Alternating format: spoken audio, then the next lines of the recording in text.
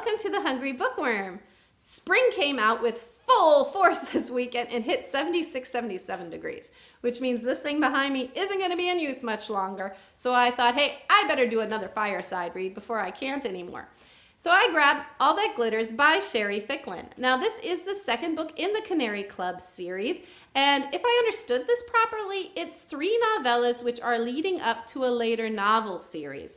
These novellas are each 65 to 75 pages long, so it's something that you can pick up in the evening and read really quick in front of your fireside, or if the weather keeps it up, in front of my pool. Anyway, it's a historical fiction which takes place around 1920s, 1930s. Think prohibition, clubs, flippers, gangsters, that whole scene. And I would put it more for the new adult audience and more mature readers. Now this series, as I said, is the 3 novellas. And these novellas are each broken down by the looks of it into one character. They're not connected to each other too much, but take a character and present them and their background so we get to know them really well. And I'm assuming they'll be the main characters in the later novel series. And if they are, I could tell you, wow, this is going to be an awesome novel series because these novellas are really grabbing me a whole lot more than I really thought they would. Now, I'm not usually a person who likes to learn a lot of background information before, and I'm not into these books that switch characters. I tend to like a story that goes all the way through, and these are not.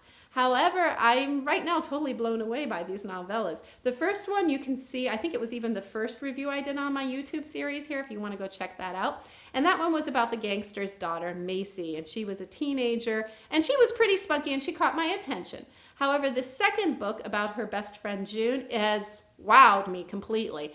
I love the book. I loved June. June is an amazing character. She's got this flipper side. I mean, she's really good at the clubs, and she's been doing it for a long time, and she's elegant, and she knows how to handle herself, and she's spunky.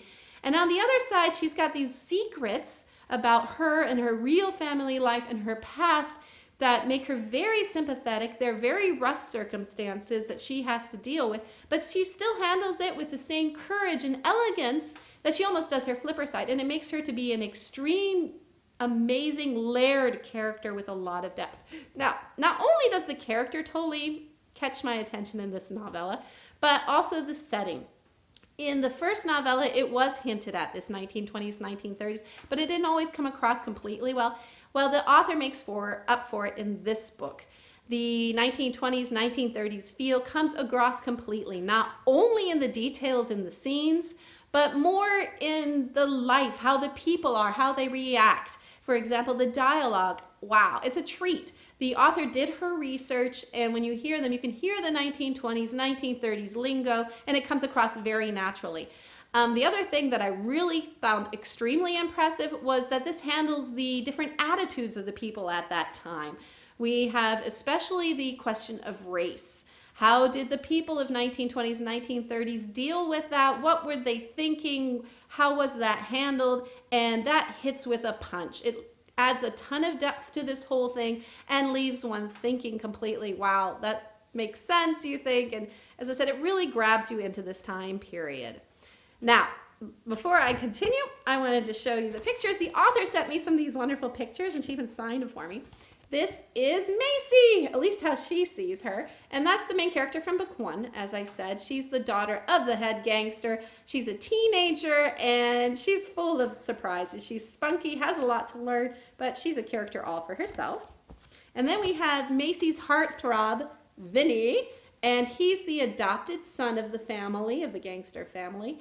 And while Macy was away, he kind of gets himself into trouble. He's the lapdog of the family, which means he's got a very, very aggressive side to him. He has done some pretty terrible, awful deeds. So Macy's going to have her hands full with this guy. Now, the next one is Macy's brother, the son of the gangster family, J.D. He will be taking over the family business someday. He has a lot to learn. He is also rough, not as rough as Vinny by any means. And he also happens to be June's fiance?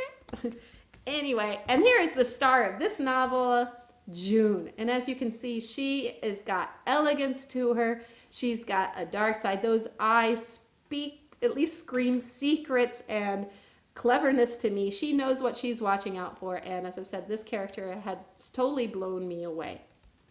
Anyway, that's probably my last fireside read for this year or season. We'll see. Next one by the pool? Hopefully not.